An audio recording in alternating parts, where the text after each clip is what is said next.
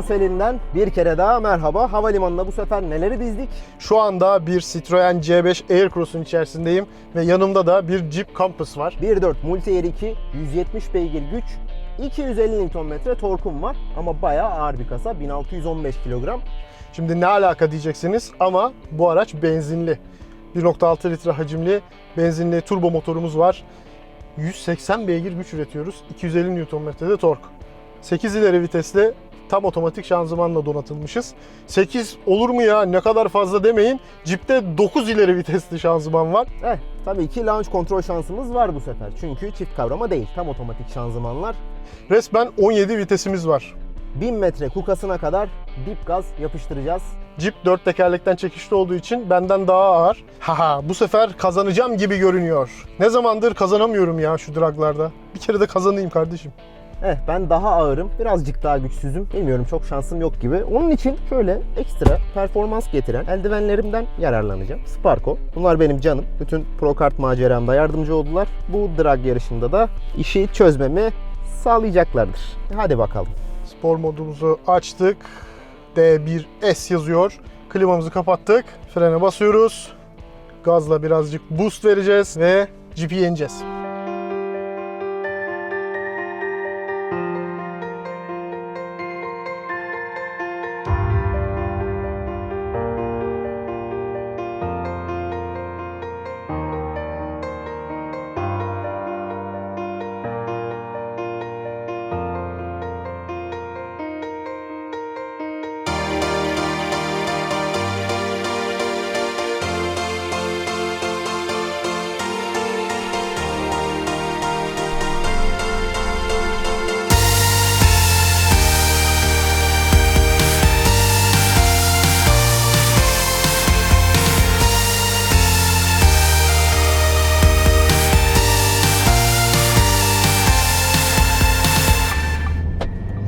Çok güzel kalktık. Oo, nasıl bir kalkış? Kalkıştan korkuyordum. Hiç korkmama gerek yokmuş. 4 çekerin ağırlığı burada işime yaramıyor tabii ki. Benim aracım 4 çeker. Adam gitti. Adam gitti usta. Aldım götürüyorum. Jeep'i aynı anda görüyorum. Kayboluyor. Neyse, bayağı mesafe var. Nasılsınız arkadaşlar? Cevaplarınızı yorum olarak bekliyorum takipte. Ya adam gitti zaten, şu an Bursa il sınırından çıktı. Spor modunun da avantajıyla kopardı götürdü. Bıraktım. Vallahi hiç gerek bile yok zorlamaya. Bayağı bir fark açtım zaten.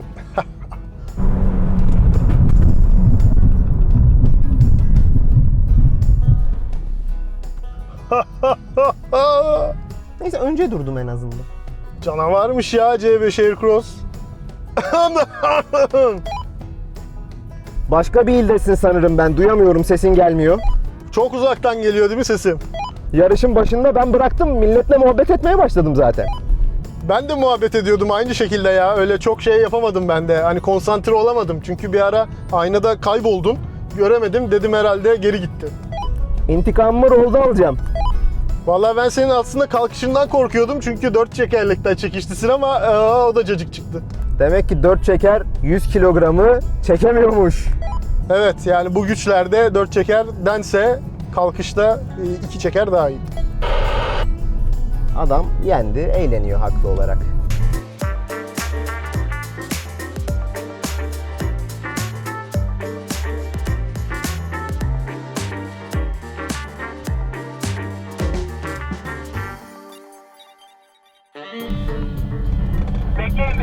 Bekleyin. Hazır abi, yavaşça. Mümkünse eşitçe. Çok iyi. Çok güzel. Çok iyi. Nereye gidiyorsun lan?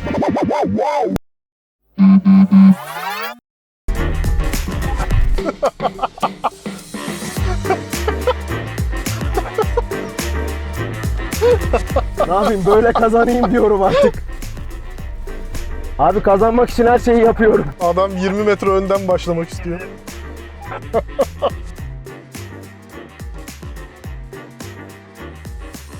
Evet, şimdi de sıra rolling'de 60 km/saat süratle ilerleyeceğiz. 400 metre çizgisinde Gaza asılacağız. Hangi şanzıman daha iyi vites düşürüp ivmeleniyor onu göreceğiz. 1000 metreye kadar yarışıyoruz bu arada. 600 metrelik bir yarışımız var yani.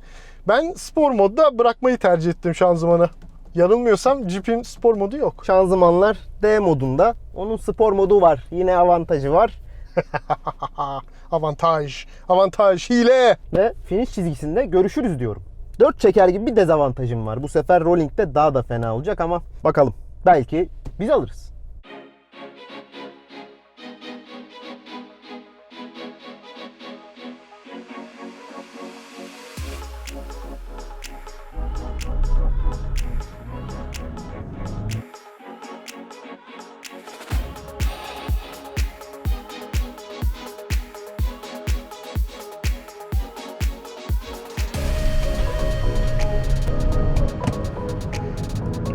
No! Şöyle bir şafakla göz göze geldik ama. Evet, bu sefer o kadar fark yok gibi diyeceğim ama yine evet. C5 şu an il değiştiriyor. Balıkesir, Evet, ben yine aldım götürüyorum. Yalova, Bıraktım artık gazı ya. Yalova'dan sağ saptı Sakarya, İstanbul ve evet, şanzıman çok geç tepki veriyor. Freni de ağır yapmıyorum artık. Yavaş yavaş yapıyorum. Frenlerimi ısıtmayayım boşu boşuna. Lastiklerimi harcamayayım.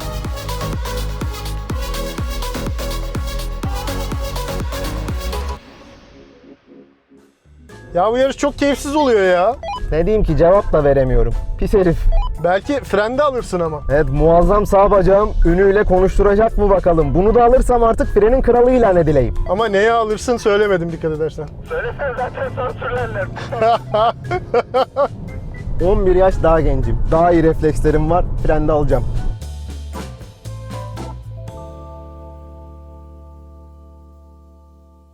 Ve şimdi de fren testine gelelim. 130 km/saat süratle 1000 metre çizgisinde kazık fren yapacağız. 1000 metre kukasından 2 santiperperik geride de bir kukamız daha var. O ikisi arasında yapıldığında frenleme geçerli sayılıyor. Bakalım hangimiz kazanacak. Ben biraz daha ağırım. Ama bilemiyorum. Daha ağır kütleyi durdurmak zor ama her zaman yüksek ağırlıklı araç kaybetmiyor. Bakalım, biraz da lastiklerde bitecek iş. Valla Jeep burada biraz daha iddialı olabilir. Geniş tabanlı lastikleri var. Evet, bir 100 kilo falan daha ağır ama olsun bakalım. Hiç belli olmaz. Vallahi Jeep'e güveniyorum. Çünkü kaybetmiş olsam da iki yarışta da güzel frenleri vardı. Bana güven verdiler. Göreceğiz.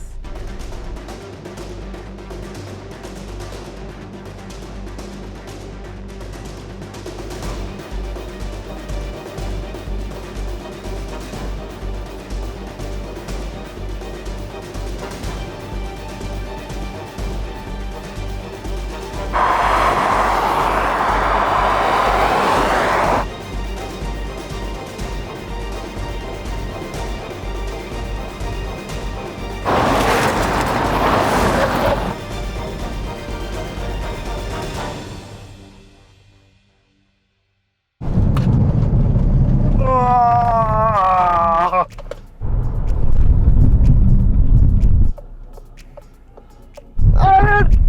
Hayır! Ha! İlk defa bir fren testi kaybettim. Neredeyse kazanıyordun. Neredeyse kazanıyordu Jeep ama ben aldım. Ama ağırlık farkına rağmen bence güzeldi. Ne yapalım? Her zaman kazanmak olmuyor. Bu sefer 3-0'la ben kaybettim. Ama yapacak bir şey yok. Eldivenlerde demek ki belli ağırlık farkından sonra çok avantajlı olmuyorlar.